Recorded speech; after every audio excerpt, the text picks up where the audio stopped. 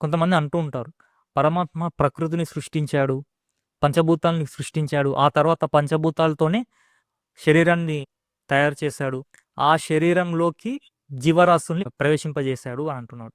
ఈ భూమిని కూడా సృష్టించి ఈ భూమి మీదికి ప్రాణుల్ని అంటే ఆ జీవరాశుల్ని పంపించాడంట. ట్రైన్లో పంపించిండా, అందరినీ బస్సులో ఎక్కించి పంపించిండా? ఎలా పంపించాడు జీవరాశులు అన్నింటి భూమి మీదికి? పరమాత్మ ప్రకృతిని సృష్టించాడు, శరీరాన్ని సృష్టించాడు, ఆత్మల్ని సృష్టించాడు అంటే అంతకంటే మూర్ఖత్వం ఇంకొకటి లేదు. ఇప్పుడు నా కళ్ళ ముందు ఒక మట్టి ఉంది, ఆ మట్టిని నేనేం చేస్తా? కుండగా తయారు చేస్తా. అంటే దాని అర్థం ఏంది? మట్టి నాకు వేరుగా ఉంది, అవునా కదా? నాకు వేరుగా ఉన్న పదార్థాన్ని నేనేం చేస్తున్నా? కుండగా మారుస్తున్నా. అదేవిధంగా పరమాత్మ సృష్టించాడు అంటే ఈ సమస్త ప్రపంచాన్ని పంచభూతాలతో, పంచభూతాలు ఆల్రెడీ అక్కడ వేరుగా ఉండాలి. ఆల్రెడీ ఆ పంచభూతాలైన సామాగ్రి ఒక దగ్గర ఉండాలి. ఆయన ఆ పంచభూతాల సహాయంతో ఈ ప్రపంచాన్ని తయారు చేశాడు. ఆయనకు వేరుగా ఒకటి ఉంటే ఆయన సర్వాత్మ అని ఎందుకు అనుకుంటాం?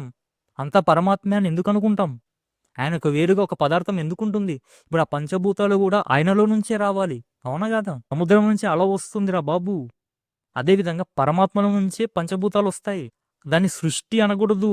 సృష్టి అంటే నువ్వు ఒక పదార్థాన్ని తీసుకొచ్చి సృష్టించడం. ఒక పదార్థాన్ని తీసుకొచ్చి పరమాత్మ ఎందుకు సృష్టిస్తాడు? ఆయనకంటే వేరుగా ఒకటి ఉందా ఆల్రెడీ?